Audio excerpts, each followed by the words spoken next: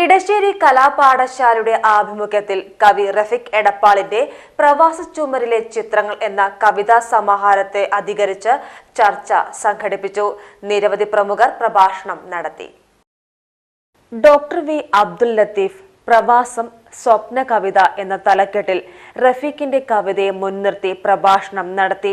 മലയാളിയുടെ പ്രവാസ ലോകത്തേക്കുള്ള തൊഴിൽ അന്വേഷണ യാത്രയെയും കുടിയേറ്റത്തെയും ഡയസ്പൊറ എന്ന് നിസ്സംശയം വിളിക്കാമെന്നും അത് നാടിന്റെ മണ്ണിൽ നിന്ന് വേറിട്ട ഒരു മനസ്സുമായി കവിതയെ അടയാളപ്പെടുത്തുന്നു എന്നും പ്രവാസിയുടെ ചുമരുകളിലെ കവിതയെ അടിസ്ഥാനമാക്കി ലത്തീഫ് വിശദീകരിച്ചു.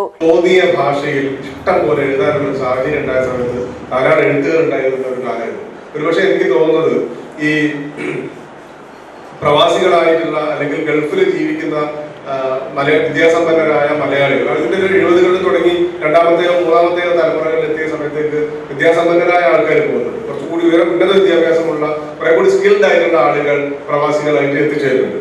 അവരെ സംബന്ധിച്ചിടത്തോളം അവർക്ക് ഈ കലാസാഹിത്യ കാര്യങ്ങളിൽ താല്പര്യമുണ്ട്, അതിന് ശേഷിയും ഉണ്ടായിരുന്നു. അങ്ങനെയുള്ള ആളുകൾ ഒരു പ്രത്യേക തരത്തിൽ എഴുതാൻ തുടങ്ങിയതിനു ശേഷം അത്തരത്തിലുള്ള ധാരാളം കവിതകളും സാഹിത്യവും ഉണ്ടായത് മാത്രമല്ല അത് പൊതു മലയാള കവിതയെയും പൊതു മലയാള സാഹിത്യത്തെയും തിരിച്ച് സ്വാധീനിക്കുകയും ചെയ്തിട്ടുണ്ട് എന്നാണ് ഇന്ന് തിരിഞ്ഞു നോക്കുമ്പോൾ നമുക്ക് മനസ്സിലാവും. അപ്പൊ അത്തരത്തിലുള്ള എഴുത്തുകളാണ് ഇദ്ദേഹത്തിന്റെ ഈ നമുക്ക് വായിക്കാനായിട്ട് പറ്റുക. എഴുത്തുകാരായ Nandan, T V Shoolapani, T N Rashmi, P V Narayanan എന്നിവർ പങ്കെടുത്ത് സംസാരിച്ചു. റഫീഖ് എടപ്പാൾ മറുപടി പ്രസംഗം നടത്തി. PGTV news Ponnani.